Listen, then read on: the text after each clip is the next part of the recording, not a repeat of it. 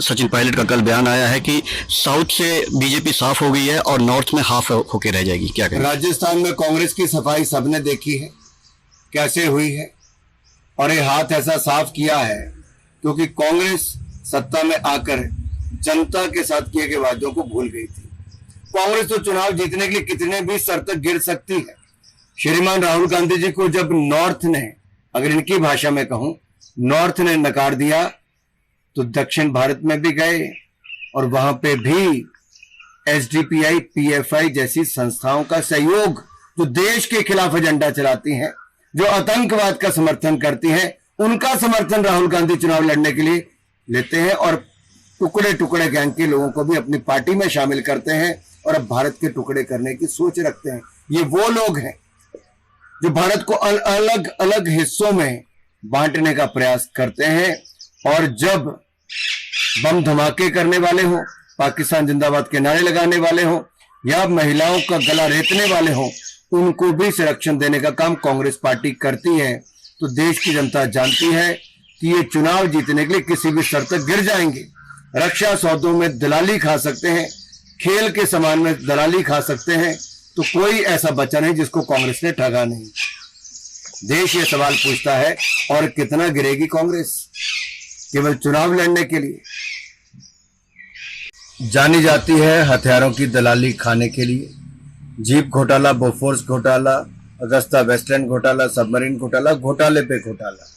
और अब जब सत्ता में नहीं है तो देश को कमजोर करने के लिए इस तरह की सोच कि परमाणु हथियार खत्म कर दें। जब दुनिया के कुछ हिस्सों में युद्ध स्थिति है, वहां पे शांति नहीं है, जहां देश को और मजबूत भारत को होना चाहिए, वहां कांग्रेस देश को कमजोर करने की सोचती है। अरे एक तरफ आप टुकड़े टुकड़े गैंग के साथ हाथ मिला लेते हो, दूसरी तरफ भारत के टुकड़े टुकड़े करने के लिए बयान देते हो, कभी उत्तर कभी दक्षिण।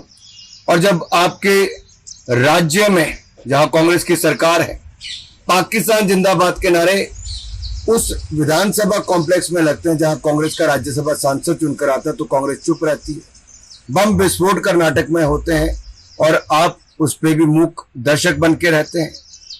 और यही नहीं, अब दिन दिहाड़े एक बेटी का गला रेत दिया जाता है और अब तुष्टीकरण की राजनीति के चलते उस पे भी चुप रहते हैं। आखिरकार कांग्रेस तुष्टीकरण की राजनीति कितनी करेगी? देश को कमजोर करके विदेशी ताकतों का कितना सहयोग लेगी? क्योंकि इनके बयान उन लोगों से मिलते हैं जो भारत को कमजोर देखना चाहते हैं। राहुल गांधी जी, वोट की राजनीति के लिए इतना मत गिरो कि देश को ही कमजोर करना शुरू कर। चल रही है लेकिन इस बार 150 पार भी नहीं होंगे। ये इंडी गठबंधन के सहयोगी दल और ये शहजादे दोनों, ये तो यही चाहते हैं, लेकिन इनके मंसूबे कभी पूरे नहीं होते। ये पहले भी इकट्ठे आए थे 7 साल पहले, जनता ने इनको साफ कर दिया था, और इस बार फिर इन भ्रष्टाचारियों के गठबंधन की सफाई होगी। लोगों ने मन पक्का बना लिया है। और राहुल जी को मैं इतना कहना चाहता हूं, ना 2014 में ना 2019 में आपको जनता ने जिताया। इस बार भी कांग्रेस की लड़ाई केवल 40 पार करने की है और भाजपा को जनता पूर्ण बहुमत और 400 पार करने का आशीर्वाद देगी।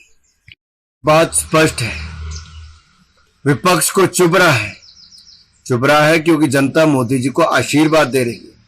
जिस तरह से मोदी जी ने 10 सालों में भारत को भ्रष्टाचार मुक्त शासन दिया, गरीब कल्याण करके 25 करोड़ लोगों को गरीबी रेखा से बाहर निकाला, लोगों को मकान, शौचालय, दवाई, अनाज, बिजली से लेकर अन्य सुविधाएं दी, जो कांग्रेस 60 साल में नहीं कर पाई, मोदी जी ने 10 साल में किया। अब विपक्ष के पास ना नेता है, ना नीति, और नीयत में भी खोट है। उनके अपने किए गए वायदे वहां पे मुकर गए, उनके वायदे फेल हो गए, लेकिन मोदी की गारंटी पूरा होने की भी गारंटी है। इसलिए लोग मोदी के साथ खड़े हैं।